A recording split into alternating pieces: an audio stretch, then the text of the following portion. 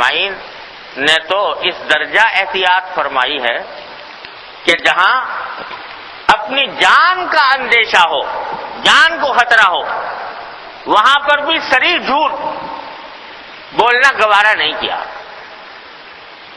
جب نبی کریم صلی اللہ علیہ وسلم ہجرت کے لیے تشریف لے جا رہے تھے مدینہ منورہ، تو حضرت صدیق اکبر رضی اللہ تعالیٰ عنہ ساتھ تھے، اور کفار مشرکین مکہ نے سرکار دو عالم صلی اللہ علیہ وسلم کو گرفتار کرنے کے لیے 100 اونٹ کا انعام مقرر کیا ہوا تھا، یعنی جو شخص رسول کریم صلی اللہ علیہ وسلم کو گرفتار کر کے لائے گا اس کو ہم 100 اونٹ انعام دیں گے، یہ اعلان کر رکھا تھا۔ اور اس زمانے میں 100 اونٹ، آج بھی اگر فرض کرو 100 اونٹ کی قیمت لگاؤ تو کروڑوں سے اوپر، کئی کروڑ بنتی ہے، وہ قیمت لگائی ہوئی تھی انہوں نے۔ اور ہر شخص جو حضور کے دشمن تھے وہ چاروں طرف پھیلے ہوئے تھے کہ کسی طرح ہم حضور کو پکڑ لیں اور یہ انعام حاصل کریں۔ ایسے موقع پر حضرت صدیق اکبر فرماتے ہیں کیونکہ میں ساتھ جا رہا تھا سرکار دو عالم صلی اللہ علیہ وسلم کے، لہذا ساری ذمہ داری کا بوجھ ان کے اوپر تھا کہ کہیں ایسا نہ ہو کہ کسی طرف سے کوئی دشمن آ جائے سرکار دو عالم صلی اللہ علیہ وسلم کو کوئی نقصان پہنچا دے۔ تو فرماتے ہیں کہ کبھی میں آگے چلتا تھا حضور کے، کبھی پیچھے چلتا تھا، کبھی دائیں چلتا تھا، کبھی بائیں چلتا تھا کہ کہیں اس طرف سے کوئی دشمن نہ آ جائے۔ تو چلتے چلتے آگے ایک شخص مجھے ملا جو مجھے جانتا تھا، حضرت صدیق اکبر کو جانتا تھا، حضور کو نہیں جانتا تھا۔ تو اس نے پوچھا حضرت صدیق اکبر سے کہ یہ آپ کے ساتھ کون ہے؟ اب اگر بتا دیتے ہیں کہ یہ محمد رسول اللہ صلی اللہ علیہ وسلم ہے تو اندیشہ ہے پتہ نہیں یہ دشمن سے خبر پہنچ جائے اور آپ کو کہیں گرفتار نہ کر لیا جائے، یہ اندیشہ تھا، خطرہ ہے اس بات کا کہ اگر بتا دیں گے تو راز کھل جائے گا، اور نہیں بتاتے تو جھوٹ۔ حالانکہ ایسے موقع پر جان بچانے کے لیے صریح جھوٹ بولنے کی بھی اجازت ہے شرعاً، جبکہ جان کا خطرہ ہو تو جان کو خطرے سے بچانے کے لیے صریح جھوٹ کی بھی اجازت ہے، صحیح بات یہ ہے۔ لیکن صریح جھوٹ بولنا اس موقع پر بھی حضرت صدیق اکبر نے پسند نہیں فرمایا، کیونکہ صحیح صدیق کیا مانا؟ بہت سچا، تو سچائی تو ان کا ترے امتیاز تھا، اس واسطے جھوٹ بولنا گوارا نہیں تھا۔ تو کیا جملہ فرمایا کہ ہادن یہدین السبیل، کہ یہ میرے رہنما ہیں، مجھے راستہ دکھاتے ہیں، مجھے رہنما ہیں جو مجھے راستہ دکھاتے ہیں۔ اب وہ سمجھنے والا تو یہ سمجھا کہ راستے سے مراد یہ سفر کا راستہ ہے، وہ دکھاتے ہیں، لیکن حقیقت میں مراد یہ تھی کہ مجھے دین کا راستہ دکھاتے ہیں، ایمان کا راستہ دکھاتے ہیں۔ تو ایسا جملہ بولا کہ جس میں صریح جھوٹ نہ ہوا، جہاں جان کا خطرہ لائق تھا، جان کے لالے پڑے ہوئے تھے، وہاں پر بھی کوئی کلمہ ایسا جو واقعے کے خلاف ہو زبان سے نکالنا گوارا نہیں فرمایا حضرت صدیق اکبر رضی اللہ عنہ نے اور صحابہ کرام نے۔ لہذا یہ جو ہم بے خیالی میں اور بے سمجھے بوجھے کلمات منہ سے نکال دیتے ہیں، یہ بھی جھوٹ کے فہرست میں آتے ہیں اور ان کے اوپر بھی بڑا گناہ کا بڑا سخت اندیشہ ہے۔ ایک اور واقعہ حدیث میں آتا ہے کہ ایک خاتون ہیں، وہ بیان کرتی ہیں کہ میں حضور اقدس نبی کریم صلی اللہ علیہ وسلم کے پاس اپنے بچے کو لے کر گئی تھی، تو اس بچے کو میں نے حضور کے سامنے یہ کہہ دیا کہ آؤ بیٹا ہم تمہیں کوئی چیز دیں گے، جیسے بچے کو بہلانے کے لیے کو کہہ دیا جاتا ہے، تو اس بچے کو بہلانے کے لیے میں نے کہہ دیا آؤ بیٹا ہم تمہیں کوئی چیز دیں گے۔ حضور اقدس صلی اللہ علیہ وسلم نے فوراً اس کا نوٹس لیا اور ان سے پوچھا کہ یہ بتاؤ کہ واقعی کچھ دینا چاہتی تھی کہ نہیں، کوئی ہے چیز تمہارے پاس دینے کو یا نہیں؟ تو انہوں نے عرض کیا کہ یا رسول اللہ میرا ارادہ یہ تھا اور میں اسی لیے بلایا تھا کہ میرے پاس ایک کھجور ہے، وہ کھجور ان کو دینے کا ارادہ تھا۔ آپ نے فرمایا کہ اگر واقعی ارادہ تھا تب تو بے شک یہ بات تمہارا کہنا درست تھا، صحیح تھا، لیکن اگر تمہارا ارادہ نہیں تھا اور تم نے ایسے ہی بچے کو بہلانے کے لیے ہی کہہ دیا تھا تو یہ جھوٹ ہے، یہ بھی جھوٹ ہے، اور یہ تمہارے نامہ اعمال میں جھوٹ کے طور پر لکھا جائے گا۔ تو یہ سرکار دو عالم صلی اللہ علیہ وسلم نے ان چھوٹے چھوٹے جزیات کے اندر بھی اس بات کا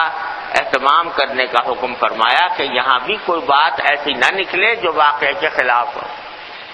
اور حل اس کا وہی ہے جو پچھلے مرتبہ عرض کیا تھا کہ حضرت کی علمت صلی اللہ تعالیٰ عنہ فرماتے ہیں کہ عادت اس کی ڈالو کہ جب زبان سے کوئی بات نکالنے لگو تو ذرا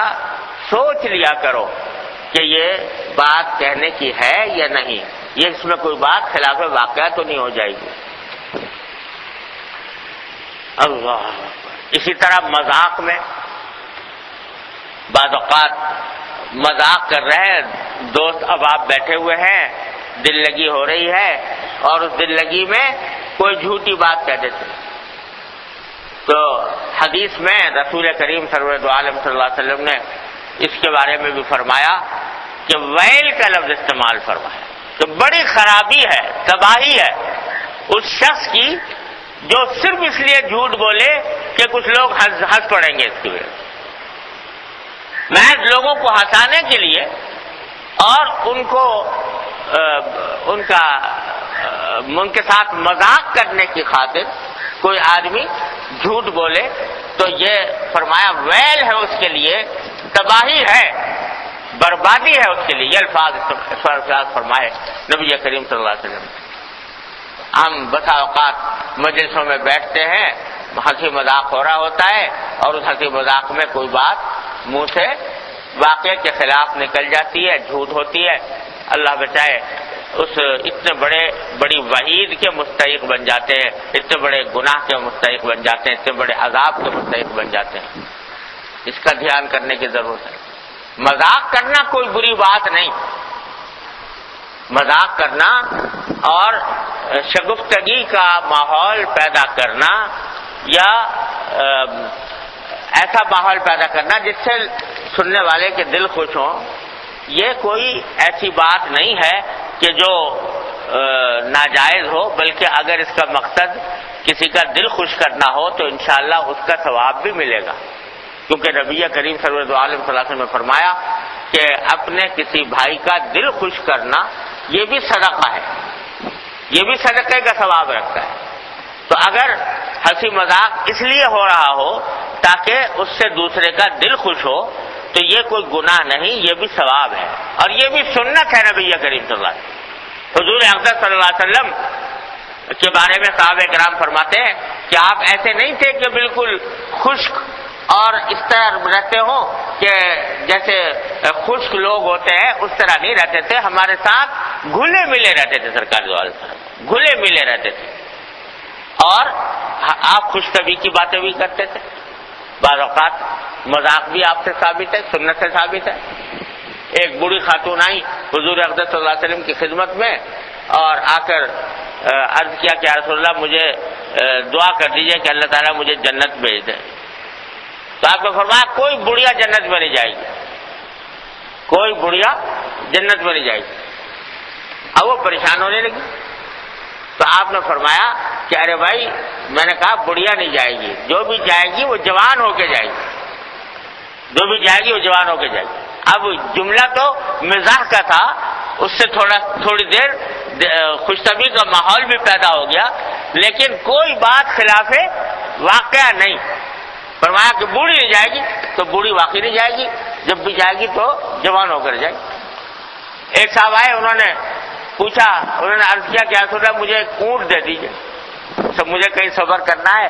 اور سفر کے لیے مجھے اونٹ چاہیے، اونٹ دے دیجیے۔ تو آپ نے فرمایا کہ میں تمہیں ایک اونٹ کا بچہ دوں گا۔ وہ کہنے لگا یا رسول اللہ اونٹ کا بچہ لے کے میں کیا کروں گا، مجھے تو سفر کرنا ہے، اونٹ کے بچے میں کیسے سفر کروں گا؟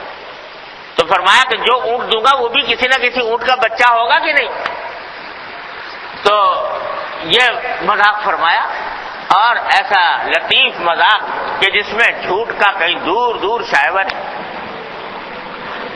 اللہ. ایک مرتبہ حضور اقدس صلی اللہ علیہ وسلم، حدیث میں آتا ہے کہ ایک صحابی تھے، وہ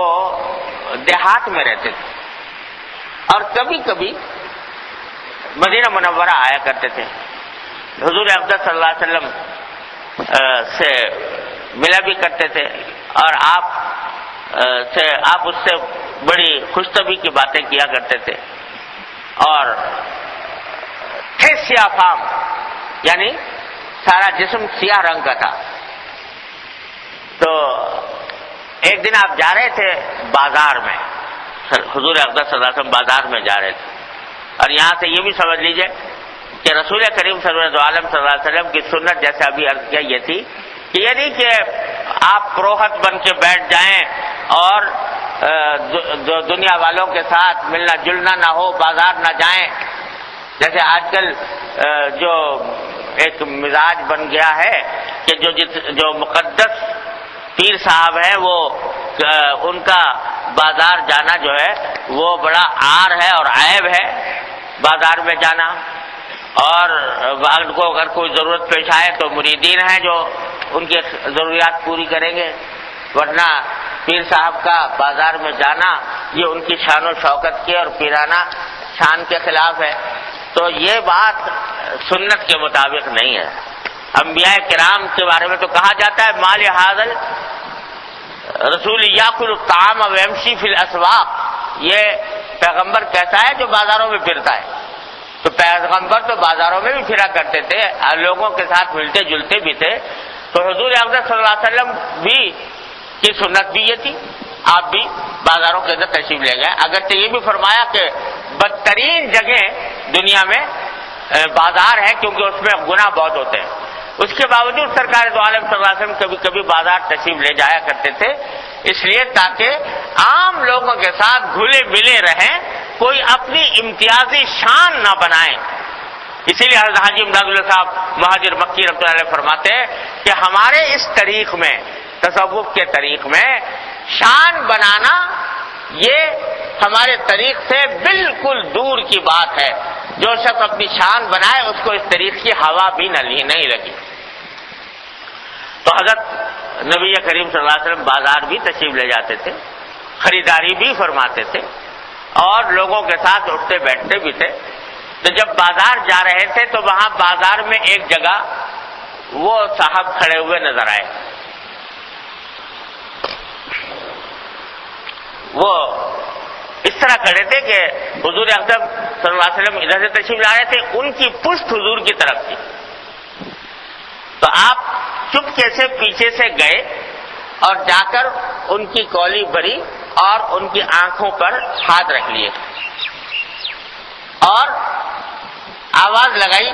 من یشتری ھذا العبد منی، بھائی کون ہے جو یہ غلام مجھ سے خریدے، کون ہے جو غلام مجھ سے خریدے. اب وہ انہوں نے آواز سنی کہ نبی کریم صلی اللہ علیہ وسلم کی آواز ہے، تو وہ تو نوازے گئے کہ سرکار دو عالم صلی اللہ علیہ وسلم پیچھے سے کولی بھری ہے. تو اب اپنی پشت کو اور زیادہ، اپنی کمر کو سرکار دو عالم صلی اللہ علیہ وسلم کے ساتھ لگا رہے ہیں اور کہہ رہے ہیں کہ اذن تجدنی یا رسول اللہ قاصدا، یا رسول اللہ اگر آپ مجھے بیچیں گے تو مجھے تو آپ بہت کم قیمت پائیں گے، بہت سستا پائیں گے. لوگ جو ہیں کوئی مجھ سے رغبت کے ساتھ سے خریدے گا، اس واسطے کہ میں کالا ہوں اور کالے کو کون خریدے گا. تو آپ نے جواب فرمایا ولکنک عند اللہ لست بکاسد، لیکن اللہ کے نزدیک تم کاسد نہیں، کم قیمت نہیں ہو، تم بہت گراں قیمت ہو. تو اس طرح صحابہ کرام کے ساتھ ہنسی بھی ہے، مذاق بھی ہے، دل لگی بھی ہے، شگفتگی بھی ہے، لیکن متانت کے دائرے میں ہے اور کسی جگہ پر بھی جھوٹ کا کوئی شائبہ نہیں آ پاتا. حضور اقدس صلی اللہ علیہ وسلم کی سنت یہ ہے. تو مذاق میں ایک طرف آپ نے مذاق کیا بھی ہے، مذاق کا طریقہ بھی سکھا دیا، لیکن ساتھ میں یہ فرما دیا کہ اگر کوئی شخص مذاق کر اس طرح کرے کہ اس سے جھوٹ بول کر مذاق کرے تو اللہ بچائے، فرمایا ویل لہ، اس کے لیے بہت بڑی تباہی ہے، بہت بڑی بربادی ہے۔ اللہ تعالیٰ ہر مسلمان کو محفوظ رکھے۔ تو بھائی میں یہ سب باتیں اس لیے عرض کر رہا ہوں کہ ہم یہاں بیٹھتے ہیں اپنے حالات کا جائزہ لینے کے لیے، اپنی اندر اگر کوتاہیاں ہیں تو اس کی اصلاح کرنے کے لیے۔ تو ہم سب کو چاہیے کہ اپنے گریبان میں منہ ڈال کر اور اپنے حالات کا جائزہ لے کر دیکھیں کہ یہ چیزیں غلط بیانی کی یہ صورتیں ہمارے ہاں ہمارے اندر پائی جا رہی ہے یا نہیں۔ اگر خدا نہ کرے پائی جا رہی ہوں تو پھر اپنے آپ کو اس سے بچانے کی پوری کوشش کریں۔ اللہ تبارک و تعالیٰ اس کی توفیق عطا فرمائے۔